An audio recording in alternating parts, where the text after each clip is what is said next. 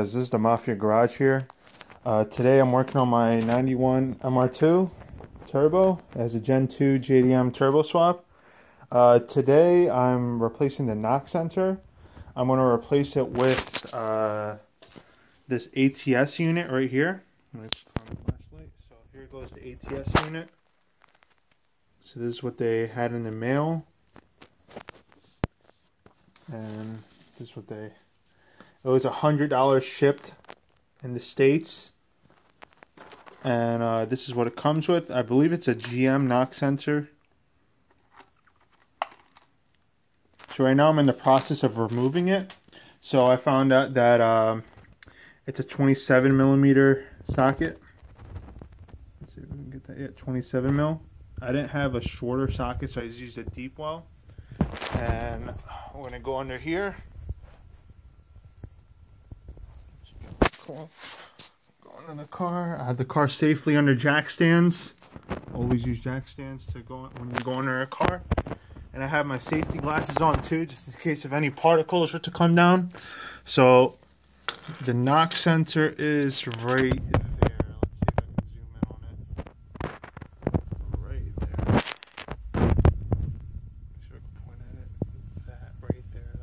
Let me turn off the flashlight.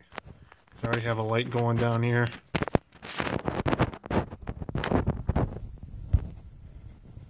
Light. That's a little bit better. Let me see if I can get that.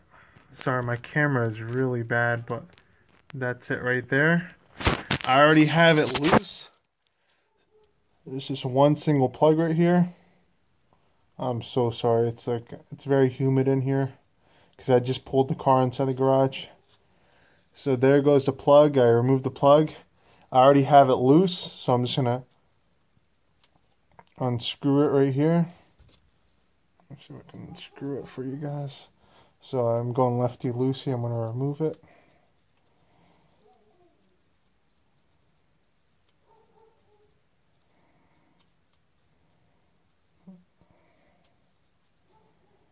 You know what's crazy?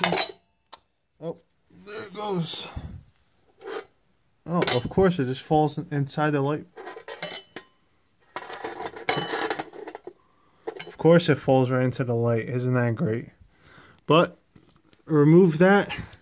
And you know what's crazy? I thought my camera was all being foggy, but that was just my safety glasses being all foggy. That's my fault.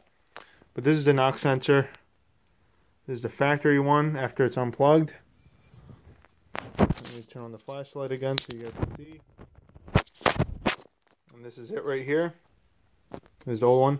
Now, what my code was coming up on this car, it was a code 52.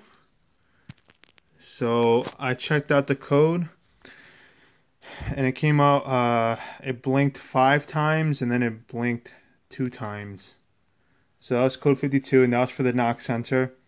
And what was happening, my car was driving fine. There was no problems with it. It's just, well, there is a problem with it, but as soon as I hit boost, it would not go into boost. It'll make the turbo spool and everything like that. It would not hit boost whatsoever. Like, it would just fluctuate. The boost gauge would just fluctuate, and it just would not go into boost. So I safely got it home by not hitting boost, and I was just going very slowly. And hopefully this is the issue. And I'm just going to try to replace it with this one. And it says you have to rewire it because since it's a different company's knock sensor, you'll have to rewire it. Well, that's what it said. I mean, thanks to the guys in the forum, I mean, on the Facebook group. They were telling me about this, so I really thank them. Hopefully this really fixes my car because it sucks not having boost, you know? So this is it right here, what it comes with. You see it comes with a different knock sensor plug. And then it just comes with its own connections. So like the quick strip connections and all that. The quick splice connections, I guess you can say. Comes with all this stuff.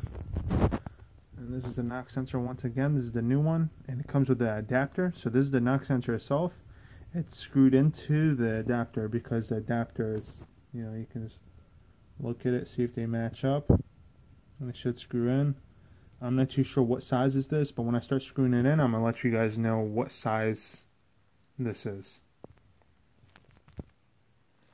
Okay guys, so here's the update. I got the sensor installed, and this is something I had to do. So this little screw right here, so it's kind of like stripped right now. You guys gotta be very, very careful when you remove that, because sometimes it could be rusted. Mine's wasn't, it was just on there for so long. And I'll show you where it was. So it's right there. You see that little hole right there? That's where the screw was. I grabbed a rubber-handed screwdriver for grip, because if you grab like a plastic-handled one, it's gonna keep on slipping, and it's not gonna be so well. I'm sorry. And right next to that, you see the bolt right next to the screw. That's a 12mm bolt. You have to remove both of them because you need to remove this bracket, because this bracket holds this little thing in the way, because the knock sensor, since it's extended, it's in the way. So once you remove that, you get to screw in the knock sensor, torque it down to 33 foot-pounds, and then you can reinstall that. I just didn't put the screw back in because I don't see it being necessary to install the screw, and it's a pain in the butt to do it, so I'm just gonna leave it out. But another thing I did, that's where I cut off the old knock sensor. See right there? I cut that, and I spliced it in with the quick splicer. So you can see, try to cut as little as possible of the old knock sensor. So I cut it right off the edge. I left all the protective material on there. What I'm going to start doing is I'm going to grab electrical tape, and I'm going to just wrap it around so no moisture can get in there. And this plug just plugs right in. It goes right in, and all you gotta do is pull it out whenever you want to take it out. There's like no clip to like pull and come out. It just pulls out on its own, and it's just this one single piece. I might just zip tie this wire against something so it won't just move around too much. And that should be the install. I mean, I'm gonna go take it around for a spin, and then we'll see what happens. And when I get the update, I might record it, I might not. I might put it in the description if it works or not, but we'll see. That right there, which is the end of the new knock sensor, what I was tightening, where the plug plugs into, that's a 22mm socket.